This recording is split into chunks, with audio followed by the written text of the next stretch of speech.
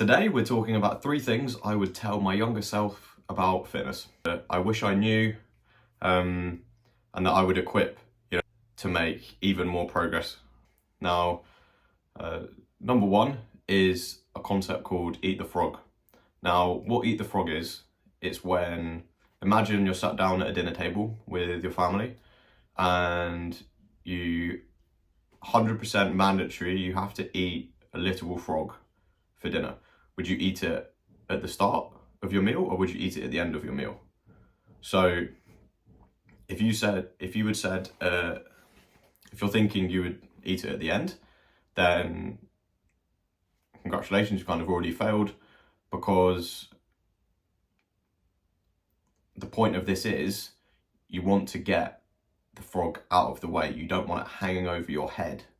So then you're eating your starter, your main course, dessert, and then you've got to eat a frog afterwards.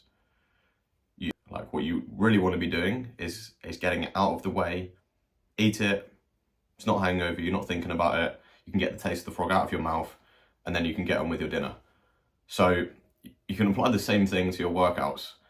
When I made the most progress in the gym, it was when I'd wake up, I'd instantly get changed, and then drive to the gym and train and come back at like 6-7 o'clock in the morning. Now, I don't always do that today because I've got work and fitness isn't always 100% the most important thing to me. It's not like I've already grown that aspect of my life, so I don't need to prioritize it as much as I used to when I was first getting in shape, years ago. But look, if you have specific focus in your life right now, then the concept of eating the frog, getting the workout done first thing, that's what you want to be doing. Because then you wake up and you can almost think of your energy it's like a glass of water. And slowly throughout the day, you deplete this glass and your energy gets lower and lower and lower. Now, when you first wake up in the morning, that's when it's full. So look, get up, go to the gym, get the workout done while your energy's up here, and then by the time you get to the evening and you're tired and you don't really want to go, well, you don't have to because you've already done it. That's like the eat the frog concept. Now, number 2 is training with a friend. Now, this is something I actually did follow when I first got into the gym, but I haven't always done it since. And this is training with a partner, with a friend. Because there's a few reasons. Number 1, when you're a beginner, and you've been a time where you haven't gone to the gym because you've been afraid about what other people think about you in the gym. I'm really small, all these jacked guys are going to be there, and girls, and they're going to judge me. And the reality is that no one's actually looking at you at the gym. Everyone's focused on themselves. Because let's be real, when you've gone to the gym, have you ever... Okay, maybe you have judged someone, but I think if you're properly in the zone in your workout, you've got your headphones in, you're training hard, you're not really thinking about anyone else, are you? You're just trying to get through your own session. But going with a friend means that it's quite a wholesome path that you're on together. You hold each other accountable. You don't want to let the other person down. Because even if you're not feeling like it, if they are, they're going to push you to go, and vice versa. You're going to take each other to new heights.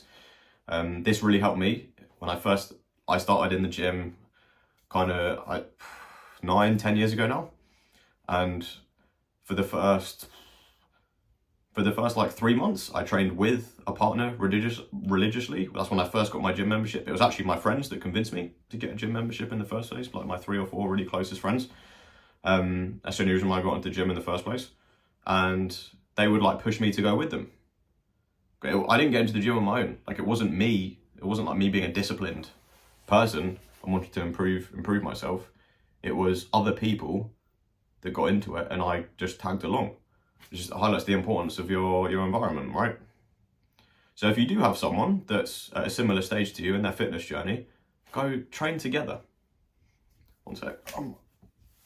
I'm hot. Now, one thing with this is what to do if your friend moves away or for whatever reason they can't train. That's the only problem with this. Your motivation can't be fully dependent on your friend and the other person that you go to the gym with. So it is good also to train on your own sometimes, because then if for whatever reason they're ill or they're on holiday or whatever reason you can't go together on the same day, then you need to make sure you don't miss the session either. Okay? But yeah, it's finer being on the path together than doing it on your own. And also, it means in the gym, like, you're going to be chatting, you're going to be joking, you're going to be pushing each other. You're not going to be too worried about other people's judgment around that you might not be in as good shape as they are. Number 3, and this is more of a mindset that you have to have if you want to stay consistent for a long time, and it's expect resistance from other people to you making a big change to improve your life. Now, friends and family are going to tell you you're training too much, you're getting too big, you're overdoing it. Now look, here's a quick reality check for you. If you're 20, 25, 30, early 30s, late 20s, mid 20s, whatever, you have so much energy, and weight training 3 or 4 times a week, even 5-6 times a week, you've got unlimited energy. It is not too much, okay? Look, just because someone else doesn't want to train or work out doesn't mean you have to listen to them saying, look, calm down, look, tone it down, you don't have to do as much. So the reason why I'm telling you this is, look, prepare to have resistance, okay, to you changing, to you just going out to the gym. Because you're going to start changing the way you look, you're going to get leaner, you're going to get more muscular. I had it when I first started. Like, in my first 1 to 2 years of training, whenever I would see my family, they would say, you're too big, too muscular, too pumped up, whatever. Like, come on, there's just going to be some resistance, all right? So just prepare yourself for that. And if you do want to get in better shape and like build the physique that you want, there's going to be you're going to have to build a thick skin to just, look, if that's something you want to keep doing, you're going to have to filter out all of the noise from other people, all right?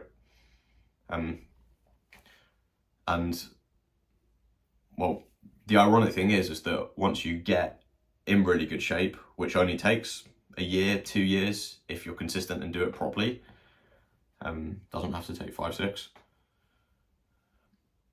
The same people that discouraged you from training you're overdoing it. They're gonna say, oh my God, yeah, great, you're in great shape, you've got great genetics, you're lucky, how did you do it? It's like, I don't know why, it's just the way that humans are, or at least in my experience, you get all this, people say well done for starting something, then in the middle of it, when it's actually difficult, you get no feedback at all, really. In fact, you almost get the opposite. People almost frown upon you for doing something that is good for you, or that they wish they were doing. And then at the end, it comes full circle when everyone's, oh my God, you're amazing. You're in great shape. Because don't get me wrong, when you get to the point where you've got a 6-pack, broad shoulders, big arms, if you're a man, there's probably things that you want, it like comes all around again. And it's like, that's a really good thing. And no one thinks that's not a good thing. But then you could have, do you know what I mean? You could have got that feedback. Basically, you actually need that feedback in the middle of it, because that's when it, like that middle section, not the beginning or end, when you've got the result, that's when you need it. But you don't get it, then it's just, so yeah, it's got more of just like a mindset, then just be ready for that. And if you want to do something, just do it, okay? That sounds really basic and simple, but yeah. All right, click subscribe. Peace.